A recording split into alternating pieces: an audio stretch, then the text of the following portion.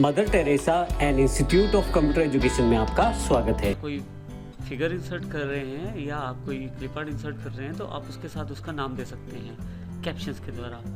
फिर उसके पश्चात आप सब पिक्चर्स का इकट्ठा एक इंडेक्स तैयार कर सकते हैं। जैसे कि मेरे पास ये पिक्चर है, आप रेफरेंस टैब पे जाइए, पिक्चर पे क्लिक कीजिए और इंसर्ट कैप्शन कर दीजिए।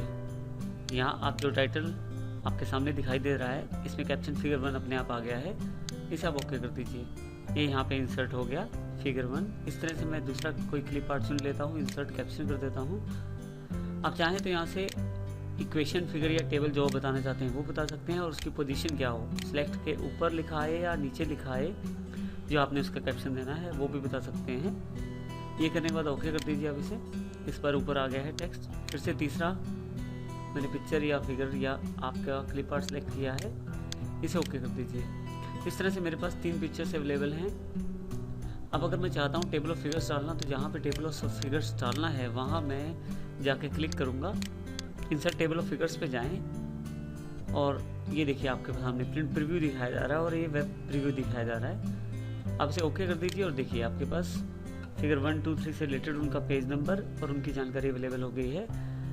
अब अगर आप चाहें तो जैसे ही आप कंट्रोल के साथ क्लिक करके उस पर्टिकुलर पिक्चर पे या पर्टिकुलर क्लिप आर्ट पे भी जा सकते हैं। ये देखिए जैसे मैंने क्लिक किया उसने मुझे उस पिक्चर्स के साथ इंडिकेट कर दिया। इस तरह से मैं इसका प्रयोग कर सकता हूँ। नेक्स्ट ऑप्शन जो हमारे पास अवेलेबल है वो इंडेक्स ग्रुप में है। इंडेक्स ग्रुप में अगर आप ध्यान दें तो हमारे पास मार्क एंट्री, इंसर्ट इंडेक्स और अपडेट इंडेक्स का ऑप्शन आ रहे हैं। हम अपने लिए एक इंडेक्स तैयार कर सकते हैं। इसके लिए हमें लेकिन ज़रूरी है कि जो एंट्रीज हम इंडेक्स में शामिल करना चाहते हैं वो पहले से मार्क कर ली जाएं। तो आप जिन एंट्रीज को इंडेक्स में डालना चाहते हैं उनको सिलेक्ट करें। जैसे मैंने वर्ड को सिलेक्ट किया, मार्क एंट्री पे क्लिक करें। अगर आप कोई सब एंट्री डालना चाहते हैं तो वो भी क्लिक कर सकते हैं।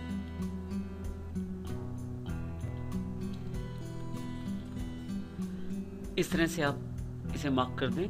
मार्क कॉल करेंगे तो इसी नाम की जितनी भी एंट्रीज या इसी वर्ड से रिलेटेड जितनी भी एंट्रीज हैं वो सारी आपके पास आ जाएंगी। अभी मैं इसे मार्क कर लेता हूँ। उसके पश्चात अगर आप दूसरी एंट्री मार्क करना चाहते हैं तो अपने डॉक्यूमेंट पे क्लिक कीजिए, जो टेक्स्ट आप मार्क करना चाहते हैं उसे सिलेक्ट कीजिए, वापस मेन एंट्री पे जाइए और क्लिक कीजिए। देखिए फाइल को इसने सिलेक्ट कर लिया है, इसे मैं मार्क कर लेता हूँ। इस तरह से उसके पश्चात मैं थोड़ा सा नीचे जाके एक तीसरा एंट्री ले रहा हूँ, उस पर क्लिक कर रहा हूँ तो तीसरी एंट्री को मार्क कर लेता हूँ। इस तरह से जो एंट्रीज मैं चाहता हूँ इस तरह से मार्क करके सारी एंट्रीज इकट्ठी कर सकता हूँ। इस बॉक्स को मैं क्लोज कर देता हूँ। अब जहाँ मुझे इंडेक्स डालना है इसमें ये ध्यान दीजिएगा, जो आपका ये मार्क का साइन आ रहा है ये केवल जानकारी देने के लिए है, ना ये प्रिंटिंग में आएगा और ना ये प्रयोग में आएगा किसी में। जैसे कि आपके पास MS वर्ड के आगे ये 2 ब्रैकेट्स आ गए हैं, ये भी प्रिंटिंग में ना दिखाई देंगे ना वर्कआउट में होंगे। आप चाहें तो इस मार्क साइन को ऑफ कर सकते हैं। होम पे जाएं और मार्क पे क्लिक कर दें। देखिए साइन ऑफ हो गया। अब जहाँ भी आप इंडेक्स डालना चाहते हैं वहाँ पे क्लिक कीजिए और इंसर्ट इंडेक्स पे क्लिक कर दीजिए। प्रीव्यू ये आपको दिखा रहा है, देखिए इस तरह से प्रीव्यू अवेलेबल है आपके पास। कितने कॉलम्स में इंडेक्स चाहिए वो बता दीजिए और सिर्फ ओके कर दीजिए। देखिए अब आपके पास इंडेक्स अवेलेबल हो गया है और ये पेज नंबर और कंटेंट दोनों की जानकारी दे रहा है। जैसे फाइल जो वर्ड है वो पहले पेज पे है और एक्सेल का जो वर्ड है वो तीसरे यानी कि 3rd पेज पे है। इस तरह इंसर्ट इंडेक्स का प्रयोग कर सकते हैं।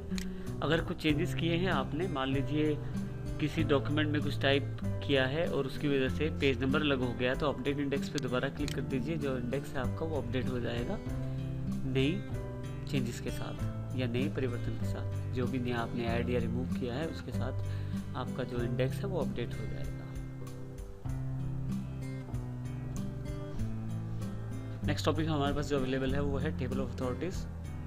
टेबल ऑफ अथॉरिटीज़ के अंदर हम अथॉरिटीज़ का एक टेबल बना सकते हैं जिसमें जैसे केसेस इत्यादि की जानकारी इसे दे सकते हैं।